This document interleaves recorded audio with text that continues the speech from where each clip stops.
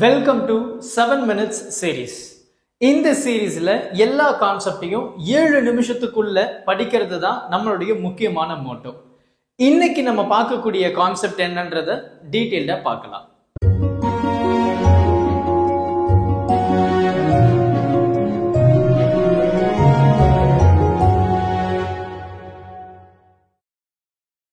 இப்போ நம்ம பார்க்கக்கூடிய கான்செப்ட் வந்து இன்னொரு முக்கியமான ஒரு 5 மார்க் 11th ஸ்டாண்டர்ட் பிசிக்ஸை பொறுத்த வரைக்கும். அதுல குறிப்பா இந்த ஒர்க் எனர்ஜி தியரம் வந்து மோஸ்ட் இம்பார்ட்டன்டான ஒரு கான்செப்ட்.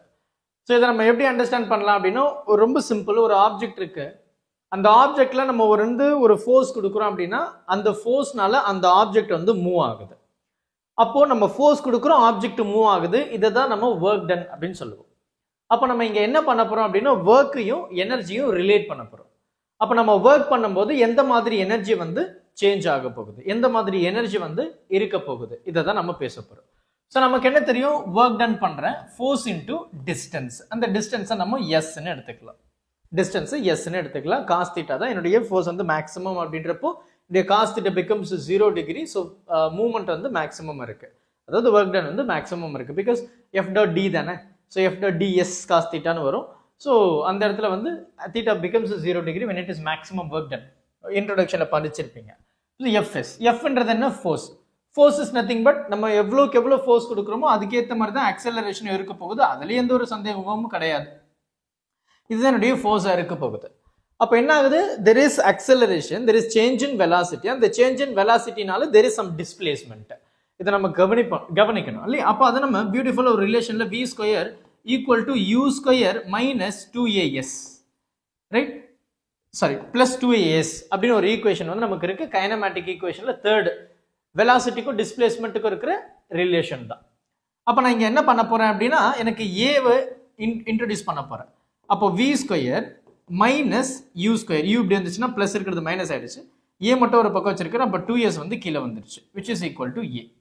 அப்போ இதை வந்து நான் இங்க சப்ஸ்டியூட் பண்றேன் அப்படின்னா m டைம்ஸ் ஆஃப் அப்படின்னு வரும் இல்லையா? அப்போ நான் இங்க அதை அப்படியே டைரக்டா சப்ஸ்டியூட் பண்ண போறேன். m டைம்ஸ் என்னுடைய a என்னது, v square minus u square by 2s m a அப்படின்றது f and then times of s இல்லையா? இப்போ நான் என்ன பண்ண போறேன், இந்த m உள்ள மல்டிப்ளை பண்ண போறேன். m v square by 2s ரெண்டுத்துக்கும் காமன். ஸோ அதனால நான் அப்படியே காமனா எழுதிட்டேன்.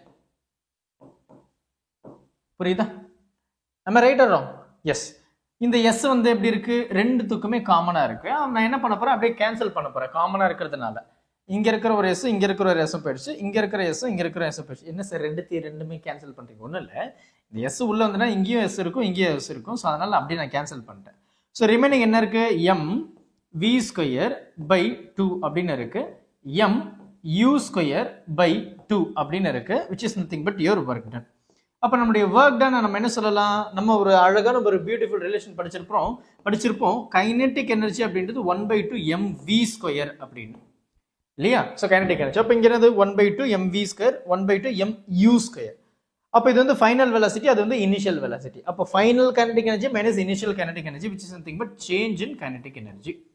அப்போ என்னுடைய ஒர்க் டன் அப்படின்னு சொல்லும்போது என்ன ஆகுது, there is change in kinetic energy. அதுதான் நம்ம வந்து ஒர்க் எனர்ஜி தியரம் அப்படின்னு நம்ம சொல்றோம். அப்ப இந்த இடத்துல வந்து பாத்தீங்கன்னா என்னுடைய கைனெட்டிக் எனர்ஜி வந்து becomes பாசிட்டிவ் எப்போ, when the work done is more. அப்ப எனக்கு கைனெட்டிக் எனர்ஜி பாசிட்டிவா இருக்கும்போது, which mean kinetic energy increase ஆகும்போது என்னுடைய ஒர்க் டன் வந்து பாசிட்டிவ். என்னுடைய கைனெட்டிக் எனர்ஜி டிக்ரீஸ் ஆகும்போது, என்னுடைய கைனெட்டிக் எனர்ஜி இன்க்ரீஸ் ஆகும்போது work done positive, kinetic energy decrease ஆகும்போது work done negative, right? And மூணாவது கேஸ் என்னன்னா, என்னுடைய ஒர்க் டன் வந்து 0. ஒர்க் டன் 0ன்றதை விட kinetic energy remains same, there is no change in velocity.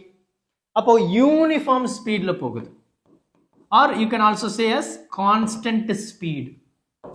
இதை நமக்கு வந்து ஒரு 3 கண்டிஷன்ஸ் வந்து நமக்கு கொடுத்துருப்பாங்க. பொறுமையா பாருங்க, டவுட் எதனா இருந்தது அப்படின்னா மறக்காம கமெண்ட் பண்ணுங்க. ஸோ ஒர்க் டன் ஆகும்போது என்ன ஆகும், டிஸ்பிளேஸ்மெண்ட் ஆகுது. டிஸ்பிளேஸ்மெண்ட் ஆகும்போது என்ன ஆகுது, கண்டிப்பா அங்கே வெலாசிட்டி இருக்கு. அப்போ இனிஷியல் வெலாசிட்டி ஃபைனல் வெலாசிட்டி இல்லையா? ஸோ அதான் நம்ம change in kinetic energy which is nothing but work done.